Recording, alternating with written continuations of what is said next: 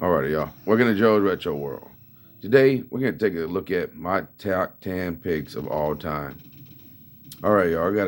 I got a little variety here. I love to play different types of games, different systems.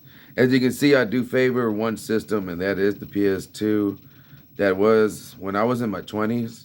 So it was a great time to be 20 years old, live on your own, and be able to afford a PS2 when it first came out in launch edition. Right? I was there and be able to get one and enjoy it. Fully. I was working, making money, and I was able to get the PS2. And the very first game I ever got was Need for Speed. I got that right away when I bought it, and then I seen Onimusha. And so I didn't get Warlords, but I did get part two. And I beat both games. I did the career on this one, and then I went and beat this one, part two. But then I got sick, and so I had to get rid of them. So here I am, back in the future. And I'm able to relive my memories and get all the games that I enjoyed as a teen, my 20s, and now I am 43. I'm able to enjoy them all over again. And so this is a beautiful time. I hope you can do the same. If you do, make your video, show us what you got, man. Shoot, we like to, see what other people enjoy so we can give it a try. So I hope you go out there and give one of my top tens a try. That's it. Just try it out. You never know. All right. First, Contra from the NES, y'all. This right here, this is my daily sometimes, because if I'm just tired and I just want to do a real quick sit, but I want to play something, man, it takes me on a bad day 18 minutes, on a good day 15, man, just running through there, just shooting everything. Get that spreader. You get the spreader gun with the rapid fire, and you're a beast. As long as you don't die, you're a beast, man. You can run through this. NES controller was made for this game. This game and the NES were just paired together perfectly. So give Contra for the original NES a try. Part one. Part two, it was okay. I didn't like the top view, but my favorite is Contra 1, so that's my first pick. The second one, of course, is Onimusha 2. Onimusha 2, it was just an improvement on the graphics, sound, everything, gameplay from the original Onimusha Warlords. And it's 10 years later, and you're once again Samusuku, and you get to play and just see some beautiful art, beautiful gameplay. So I always go through and I like to go from beginning to end and just beat the whole game.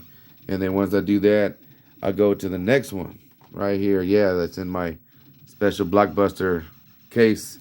Onimusha 3, y'all. Demon Siege. This is the next one I like to run through. And it's just beautiful because I used to see Jean Berard all the time. And then when I seen him in this game, I didn't even know he was in this game until I got it now in 2021, last year, or this year actually.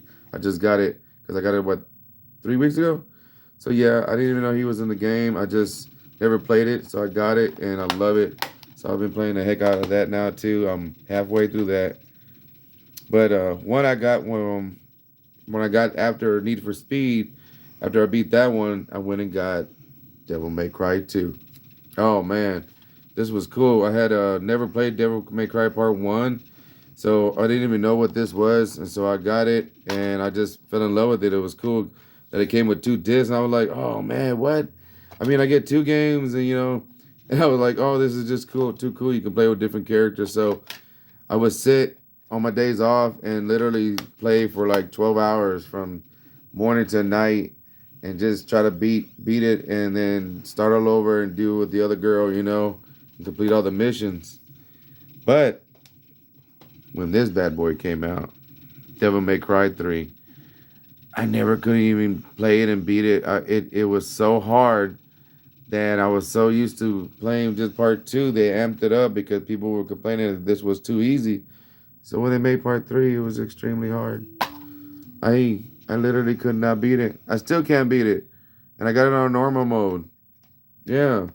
But I love it. It looks good. It plays good. It's amazing just how beautiful it looks on a PlayStation 2. But I got it with component cables. Manuals. Nice and clean. I love Capcom games. Devil May Cry 3. That is a great pick. Now, I got this one because I love the series, and I'm almost to the end. I'm level, I think, 14 or 15, something like that. And so I got this one. I got this one off of my car real cheap. It's like $5, $8, something like that. And it looks basically brand new. It's a beautiful game.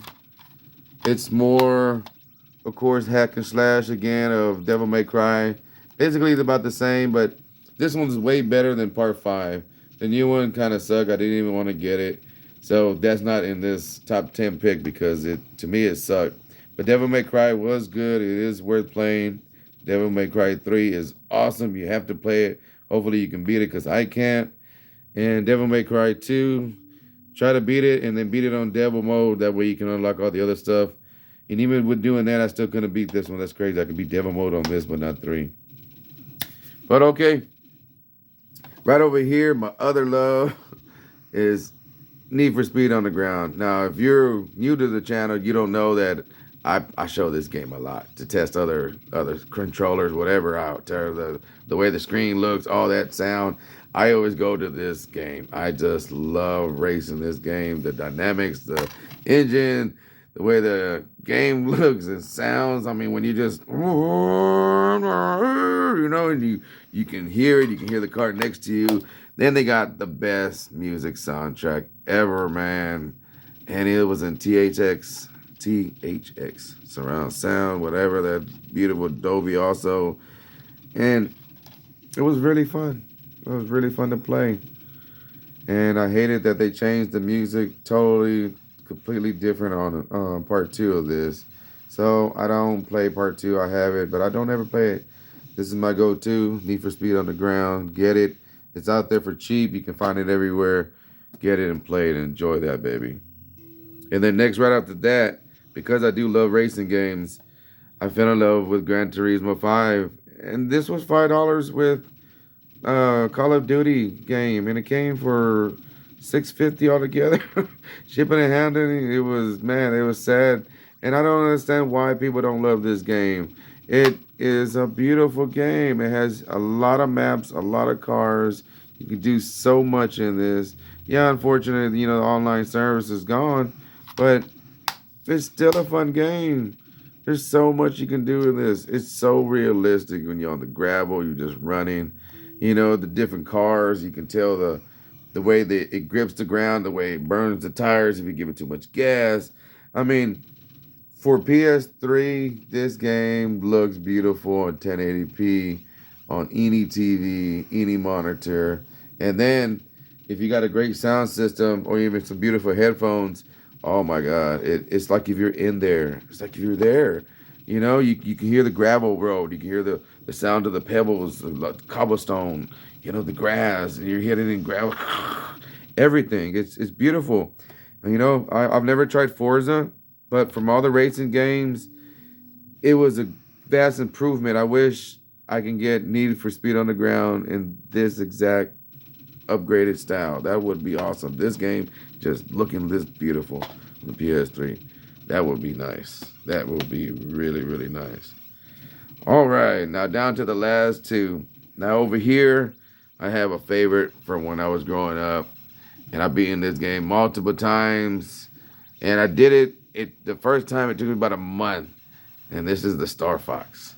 Man, when this first came out, it blew everybody's mind. I just had to go out there. I had to buy it brand new, and I only had Mario and this, and I would play this every day, and just be in awe of the big old polygons, the lines. It was just crazy how futuristic this looked, and then everybody was like, "Oh my God, you got the extra slits." That's because you have to have better graphics. It has that FX chip, and and you sounded like you're some kind of rocket scientist when you're explaining it to an adult. I got this game that requires this extra chip. It was a beautiful time for us when this came out on the Super Nintendo, and I would just sit there and play. It was just so fun. And then growing up, I wasn't able to play Star Fox 64, which is my final pick of this top 10. And I didn't get to play this until recently. Recently, when I finally got a Nintendo 64. And I said, you know what? I love the original Star Fox. Why not check out the upgrade? And it didn't let me down. This Nintendo Star Fox 64 is awesome. It is so much fun. It's super hard to me, but every time I play, I get further and further, and that's what's cool. Is that you just gotta keep going until you finally beat the game.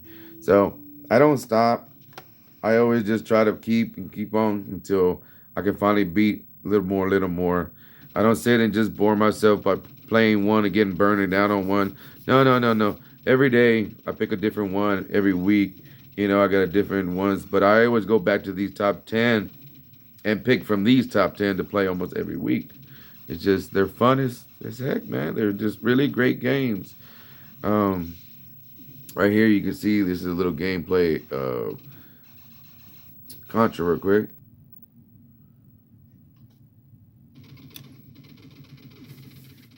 And that's a really fun game. I mean, you think, oh well, that looks really easy, that's simple. No, man, Contra is super hard, y'all.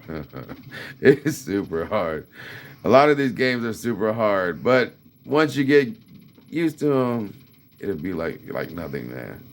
So go out there, get your top 10, play them, have fun, love it, and then get back with me and show the world your top 10.